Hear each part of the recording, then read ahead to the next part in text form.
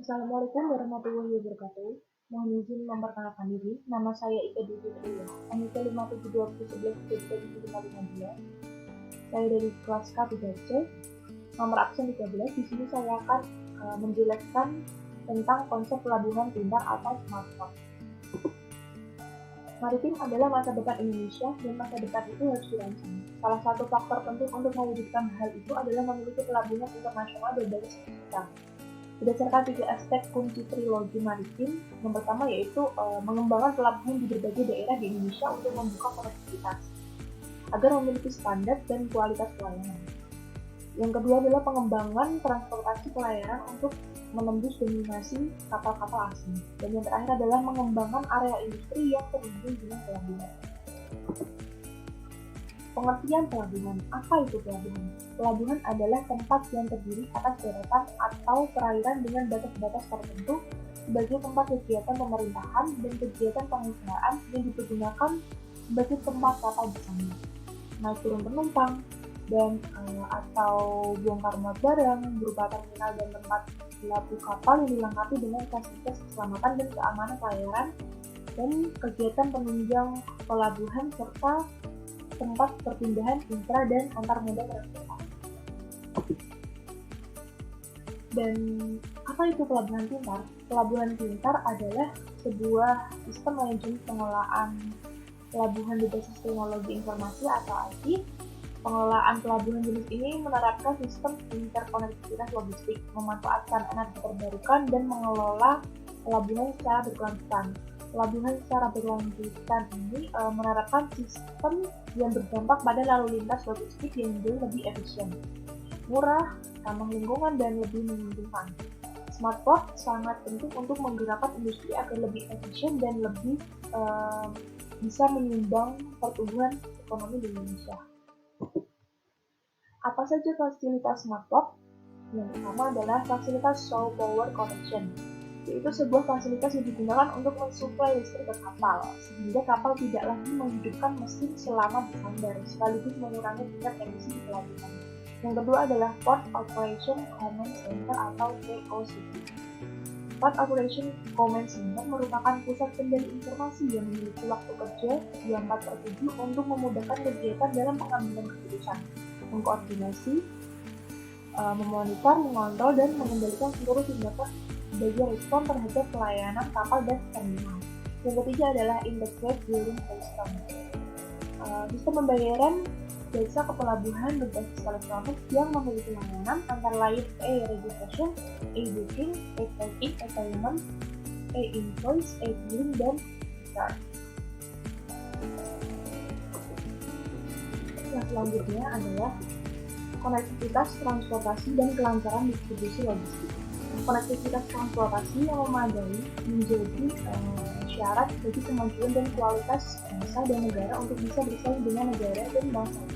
Sistem dan konektivitas transportasi yang memadai juga dapat meningkatkan devisa dan pendapatan negara, memudahkan alur distribusi barang dan jasa sehingga mempermudah masyarakat dan pelaku usaha dapat mendistribusikan barang dan jasa lebih efektif dan efisien.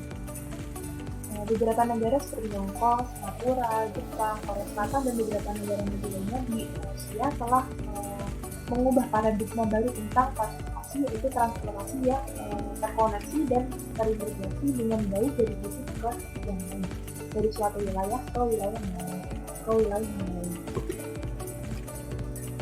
Hongkong misalnya, negara ini telah lama merancang sistem transportasi yang terintegrasi untuk memenuhi kebutuhan masyarakat yang terus berkembang, khususnya di sektor industri, jasa, dan pariwisata. Sebagian besar wilayah di Hongkong sudah dapat dijangkau oleh Mass Transit Railway atau MTR, yang dengan sangat cepat dilakukan pemindahan dan mobilisasi manusia dari suatu wilayah ke wilayah yang lain dengan mudah. Wilayah yang tak terjangkau MTR tetap bisa dicapai dengan bus, truk, atau taksi. Bahkan antar pulaunya juga terkoneksi dengan baik lewat layanan ferry. Berkat sistem transportasi yang terkoneksi itu, masyarakat bisa bepergian dan distribusi logistik dapat dengan mudah dilakukan dan bertransportasi terasa sangat nyaman di Hongkong. Selanjutnya, langkah Indonesia untuk kembali memperbaiki dan menata infrastruktur transportasinya. Selanjutnya,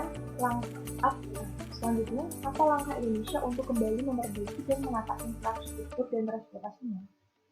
Meski tertinggal dari negara-negara lain yang sudah terlebih dahulu maju di dunia, bahkan di Asia, langkah Indonesia untuk kembali memperbaiki dan menata infrastruktur transportasinya patut dibanggakan. Dalam 1 dekade terakhir, upaya pembangunan dan mengembangan infrastruktur transportasi dilakukan dengan masif untuk menopang berkembang tumbuhnya kebutuhan masyarakat Indonesia. Upaya mengintegrasikan sektor transportasi yang efektif dan efisien terus dikembalikan. Demikian juga konektivitas transportasi dari satu ke titik yang lain, dari satu wilayah ke wilayah lain. Di tengah keterbatasan anggaran yang dimiliki negara dan luasnya jangkauan wilayah Indonesia, strategi didesain konektivitas transportasi diarahkan pada prioritas konektivitas transportasi yang mendukung pengembangan potensi ekonomi wilayah dan kelancaran logistiknya. Kementerian Perhubungan terus berupaya mengembangkan transportasi untuk kelancaran logistik karena dapat menjadi penopang bangkitnya perekonomian Indonesia di masa yang akan datang. Bahkan di tengah situasi pandemi COVID-19 ini yang meluluhkan rencana-rencana strategis perekonomian global, Indonesia juga tak luput dari dampak tersebut. Transportasi untuk kelancaran distribusi logistik. Transportasi logistik adalah darah dari semua kegiatan manusia Indonesia yang menjadi lokomotif serta menopang sektor lainnya untuk terus bergerak. Di tengah pandemi yang masih merajalela ini, tugas yang diemban oleh Kementerian Perhubungan adalah memastikan transportasi logistik terus dan tetap berjalan dengan baik untuk menopang ketahanan energi, pangan dan kegiatan di berbagai sektor lainnya sehingga ekonomi tetap bertumbuh dan bangkit untuk mencapai kondisi perekonomian yang lebih baik. Menurut Nofrisa, pembangunan infrastruktur transportasi, pembenahan pelabuhan dan kegiatan yang terkoneksi dengan kegiatan industri akan memberikan dampak langsung dengan kemudahan mendapatkan barang dan jasa. Konektivitas transportasi yang saat ini terus dibangun dan dikembangkan oleh Kementerian Perhubungan telah berdampak dalam biaya operasional usaha yang makin efisien.